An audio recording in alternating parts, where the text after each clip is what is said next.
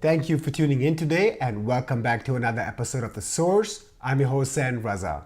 Today I'll be talking to Dimitri Lascaris about Israel's assault in Gaza and the war in Ukraine. Dimitri Lascaris is an independent journalist, lawyer who specializes in class actions, human rights, and international law. In 2020, he ran for the Green Party leadership in Canada, finishing second. Dimitri, welcome back. Always a pleasure, Zane. Good to see you. Since you're a lawyer for international law, I would like to attain your assessment on a breaking issue that falls within your field of expertise that made headlines around Germany. On the 4th of April, Nicaragua brought before the International Court of Justice charges against Germany in which it claims it is facilitating genocide in Gaza. Nicaragua hopes that with the lawsuit it can activate emergency measures that include a stop to German military arms exports to Israel and a reversal to Germany's decision to halt funding for Palestine via the United Nations Relief and Work Agency, also known as UNRWA. One of Germany's leading news channels, the Tagesschau, in its primetime segment on April 8th reported on this lawsuit, however, proceeded to also give its assessment on it by stating, quote, "Experts consider this lawsuit to be implausible.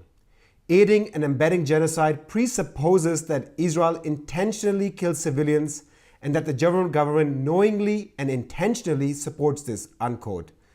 They also include a statement from the Director of International Law from the University of Bonn, in which he stated, quote, "I think it is completely out of question that Nicaragua's lawsuit will be successful. If it were to happen, it would be a serious blow to the credibility of the International Court of Justice," unquote.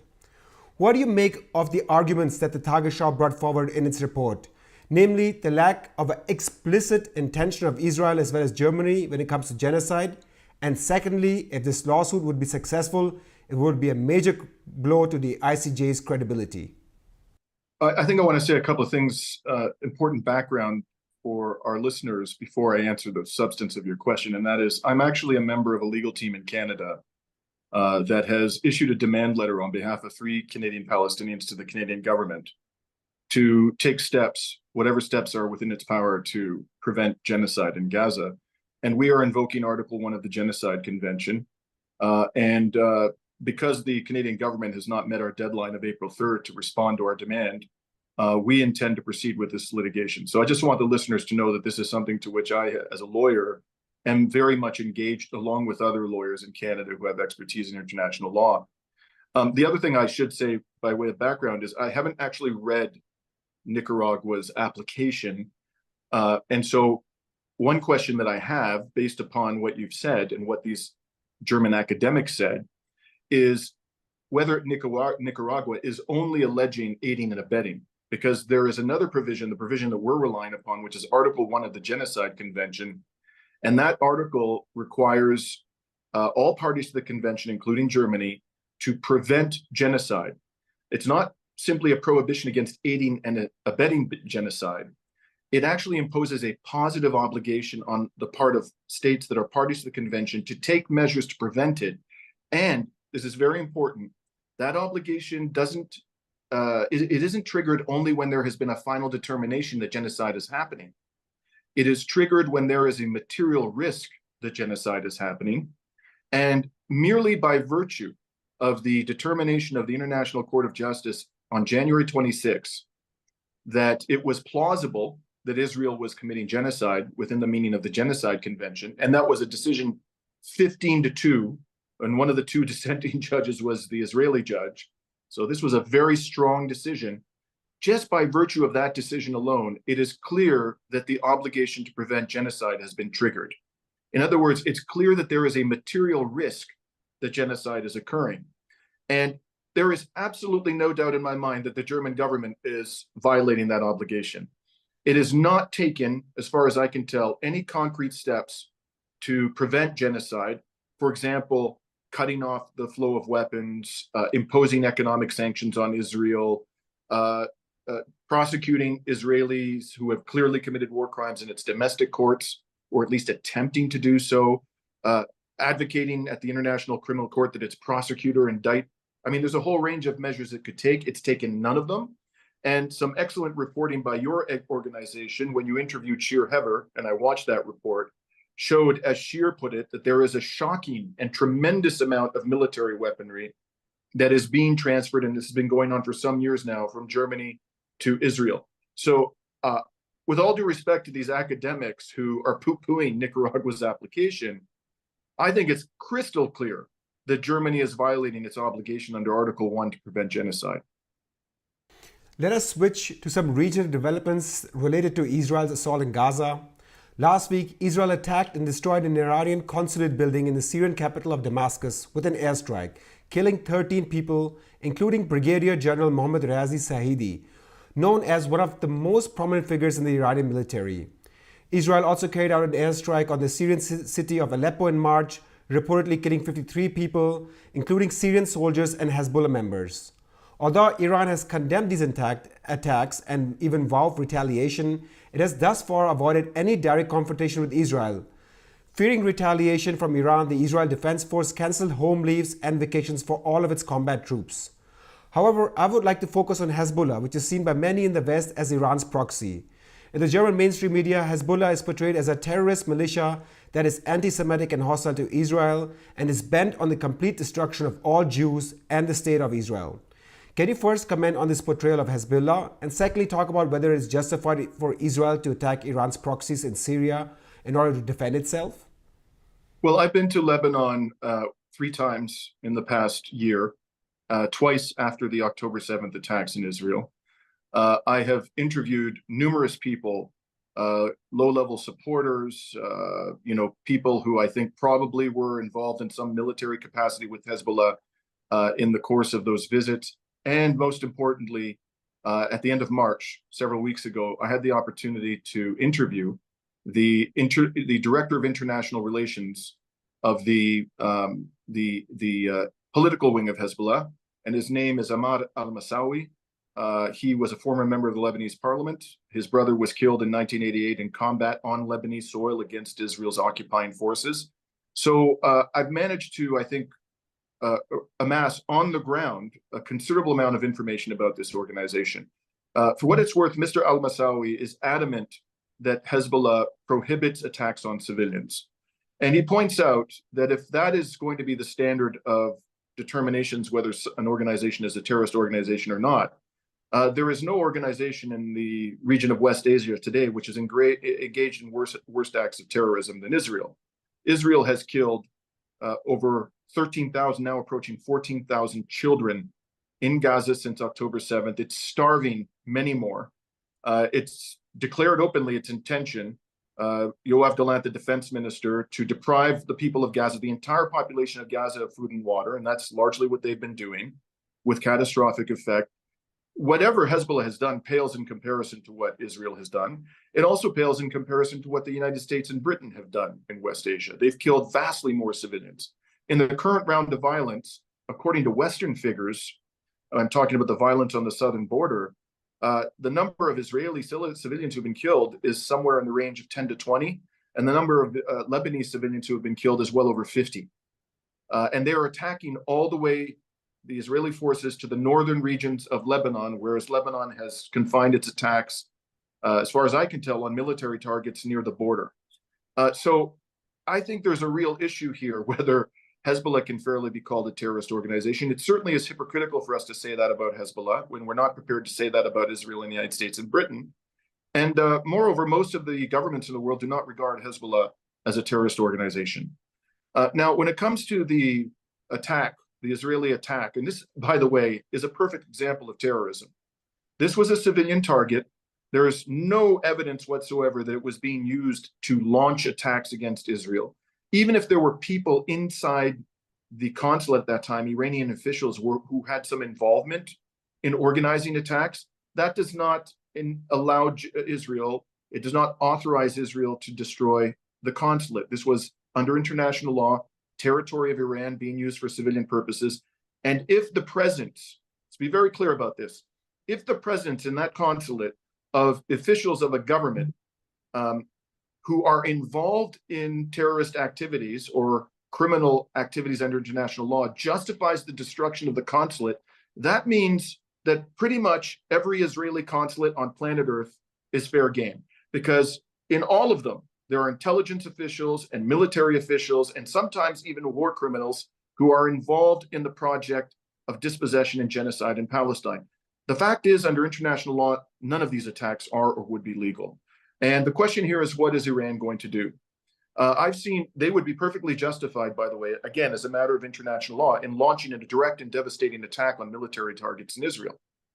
But I've seen reports that they have told the Biden administration that they will refrain from a commensurate measure of retaliation, something of equal severity, or perhaps even refrain from any retaliation at all, if Biden forces Netanyahu's regime to bring an end to the genocide in Gaza and implement a permanent ceasefire. I don't know whether those reports are true or not, but it's interesting that so far we haven't seen an attack by Iran. And Iran, with its missile capability, can very easily inflict upon Israel at least as much damage as Israel inflicted on Iran by destroying the consulate. So let us hope that cooler heads prevail, that these reports are true, and that the Biden administration will bring an end to the genocide in Gaza so that Iran will be given a face-saving way to refrain from retaliation. Let us examine another incident that made major headlines in the West, especially in Germany. Last week, Israel attacked a convoy of a Western aid organization named World Central Kitchen, killing 7 of its workers. As a result, many other aid organizations suspended their relief operations at a time when the humanitarian situation in Gaza is critical and millions of people are facing starvation and disease.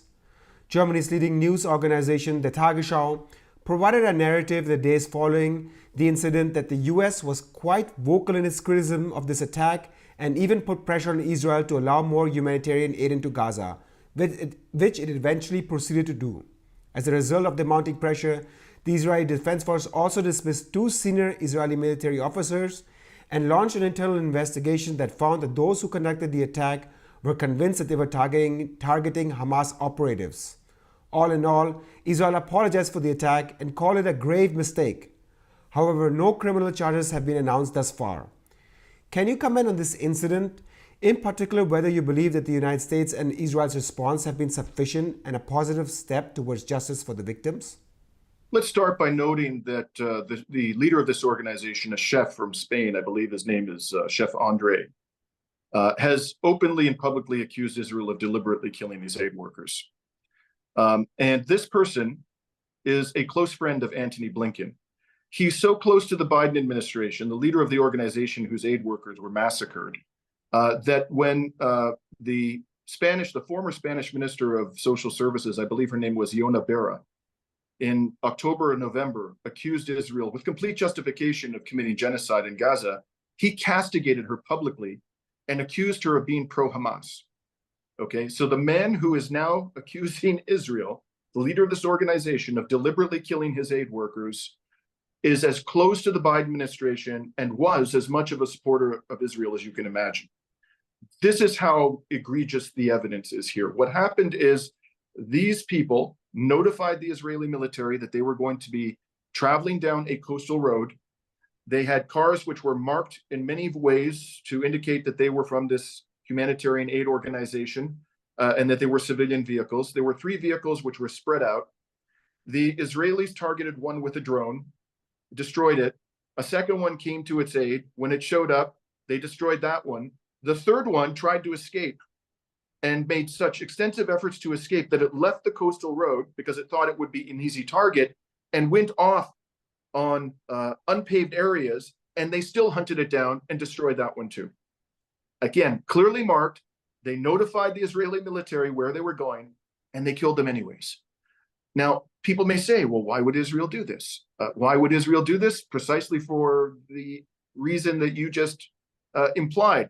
You talked about the fact that aid workers are now terrified about working in Gaza, even ones from Western states. Let's repeat, the defense minister of Israel said we are going to deprive the entire civilian population of food and water. What better way to do that than deter all humanitarian aid organizations from operating in Gaza? They are undermining the defense minister's stated objective, which is to starve the civilian population of Gaza. So no one should be, especially when you look at all the other atrocities Israel has committed, its destruction of hospitals, mosques, its murder of over 100 journalists. Another 200 aid workers, Palestinian ones, were massacred up until this point in time. And we could go on and on. No one should be surprised that Israel has done something as atrocious as this. And it actually fits logically within the criminal framework of what they are trying to accomplish. The response has been absolutely pathetic. Okay, let's recall that for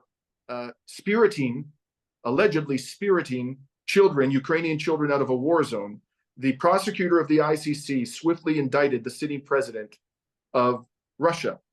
Here, what's happened is they murdered aid workers. They didn't just remove them against their will from some war zone, which is what the Russian president is alleged to have done.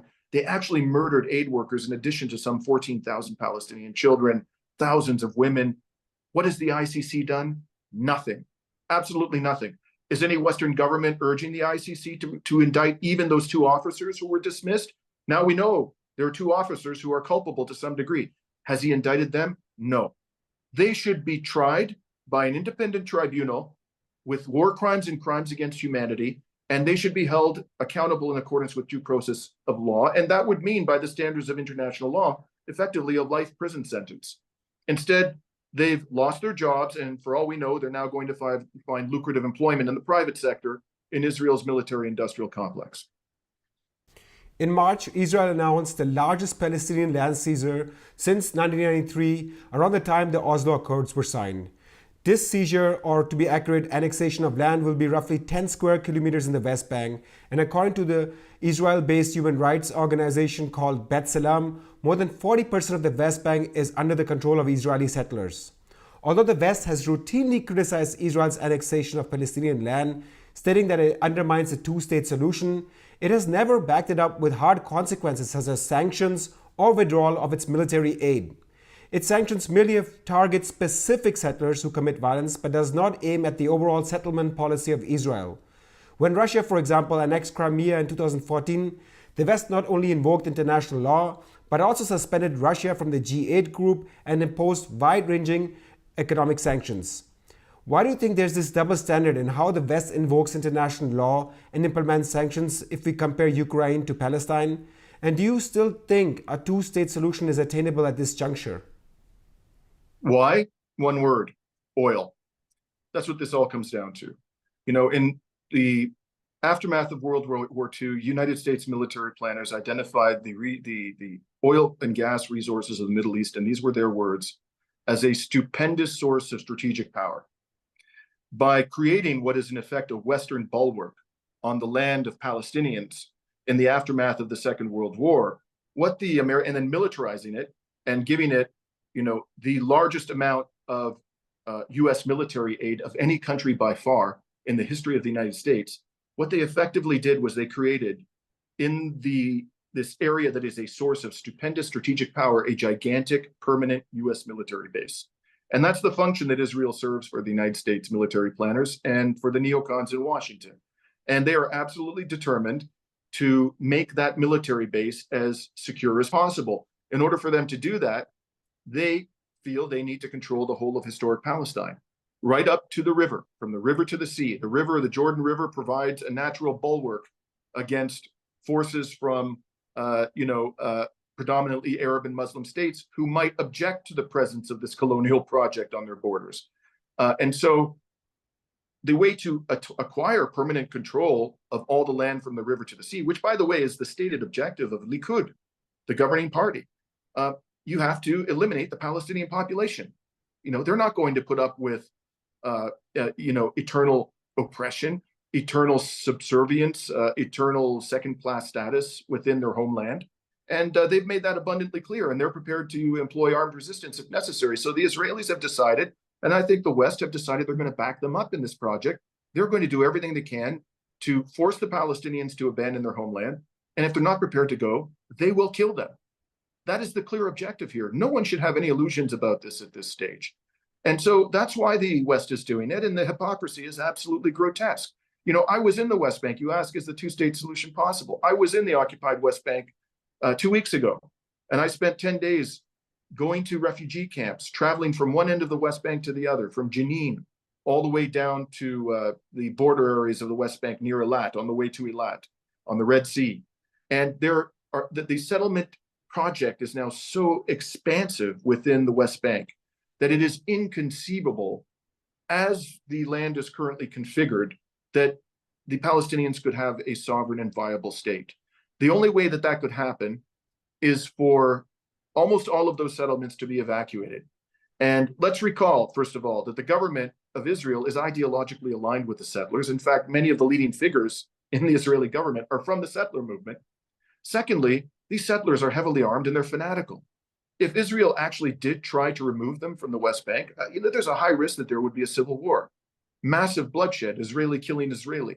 So there's really no practical path at this stage because of the West's refusal to hold Israel accountable to a viable Palestinian state along the 1967 borders.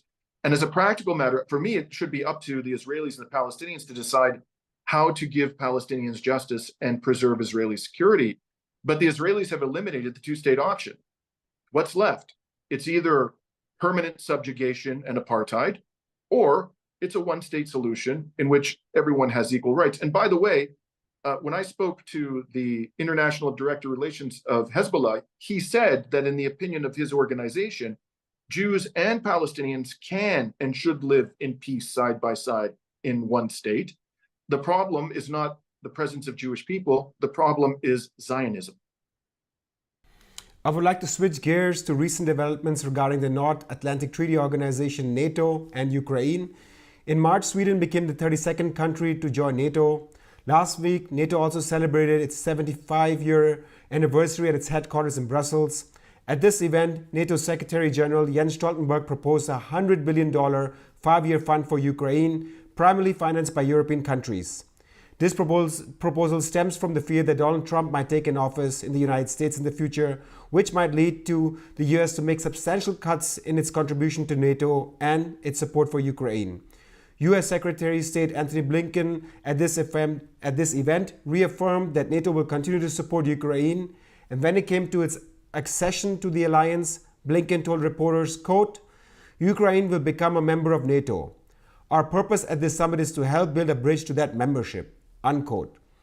Firstly, can you talk about the major rise in military spending in Europe and how it will affect the social fabric and whether it would be enough to replace the United States as well as deter Russian aggression? And secondly, what implications do you think Ukraine's accession to NATO will have on global security and order if it would go into fruition? Well, let's look at military spending, the balance of military spending before this round of increases. The collective military spending of NATO before the Russian invasion of Ukraine was approximately US $1.2 trillion annually.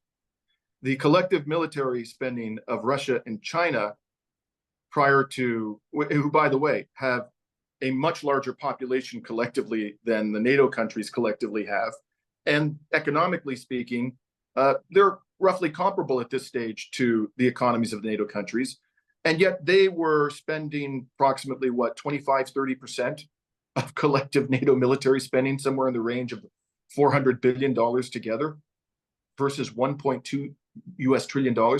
What possible reason could there be for the pre-existing levels of military spending to be inadequate when they're 3 times higher, Zane, 3 times higher at least, than China's and Russia's military spending? And they're the ones who are identified as the threat, right? How could that not be adequate to keep us safe? I mean, what is going on here is that the military-industrial complex is out of control. They now control the purse strings of Western governments. It started in the United States. Dwight D. Eisenhower warned about this at the end of his presidency, about the uncontrolled avarice of the military-industrial complex. That phrase actually came from him. It morphed into a cancer that began to completely devour the budget of the United States government. And now this is happening in the rest of the West. It's happening in Canada, in Germany, and France. We need dramatically to roll back military spending. It is eliminating our capacity to deal with incredibly urgent social and environmental problems. It's heightening tension with other powers, principally Russia and China, causing them to increase their military spending. We're going to end up in an arms race which could make the Cold War look like a walk in the park, and we're going to bankrupt ourselves, and quite possibly end up in a nuclear war. This is insane. The right thing to do, the rational and humane thing to do, is to roll back military spending, sit down at the table with the Russians and the Chinese, and start talking about nuclear disarmament, like Ronald Reagan and Mikhail Gorbachev had the good sense to do a few decades ago. Whatever happened to the goal of nuclear disarmament? Ronald Reagan was one of the worst Cold Warriors of the Cold War, and even he had the good sense to see that this was a moral imperative. Can you also address the implications that Ukraine's accession to NATO would have on global security and order? It's hard to talk about that, Zane, because it's a fantasy. I also think this talk about Ukraine becoming a member of the European Union, I don't believe for one second that the leaders of Europe are serious about this. If they were to allow Ukraine into the European Union or NATO, or even worse, both, that would become a huge burden for those two organizations, first of all. And secondly, it would potentially lead to an outright nuclear war with Russia.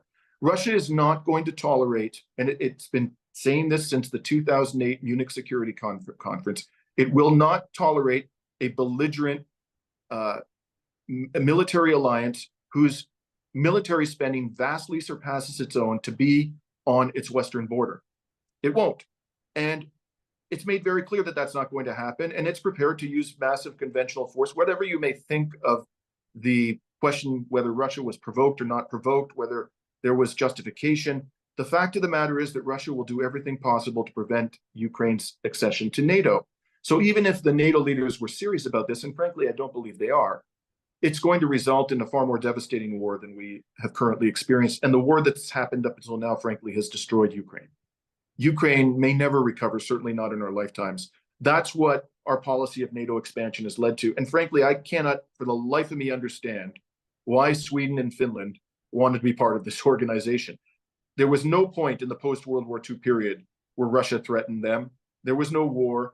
The same thing happened with Austria and Switzerland. They didn't enter NATO. They adopted a position of neutrality, but they were economically very oriented and politically towards the West. They just stayed out of the military alliance. Russia didn't attack them.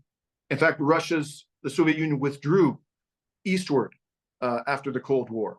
So it could have stopped the reunification of Germany. It had the military capacity to impede the reunification. It allowed that to happen peacefully. There's absolutely no reason for these states to believe that NATO membership is protecting them from an imminent threat. And there's every reason for them to believe that this is going to exacerbate tensions with a very large and powerful neighbor to their east. Dimitri Lascaris, independent journalist and lawyer for international law, thank you so much for your time today. Always great talking to you, Zane. Thank you. And thank you for tuning in today. If you're watching our videos regularly, make sure to become a monthly supporter by instituting a standing order via Patreon, Better Place, or a bank account. We have 147,000 subscribers, and if all of our subscribers would just donate on a monthly basis 2 to 3 euros, we will be able to cover our costs such as tax advising, insurance, website maintenance, video editing, translation, voiceover, and many others for the next 4 to 5 years. Since it's our principle to not take any money from corporations or governments, we only depend on you, our viewers, to continue our independent and critical journalism. And if you're watching our videos regularly, make sure to join our alternative channels on Rumble, Telegram, and a podcast called Podbean. YouTube, which is owned by Google, can shadow ban and censor us at any time, especially in times of crisis. And if this ever happens, we won't be able to reach you even with an announcement that we have been censored or shadow banned. I'm your host, Zan Raza. Thank you for watching today, and see you next time.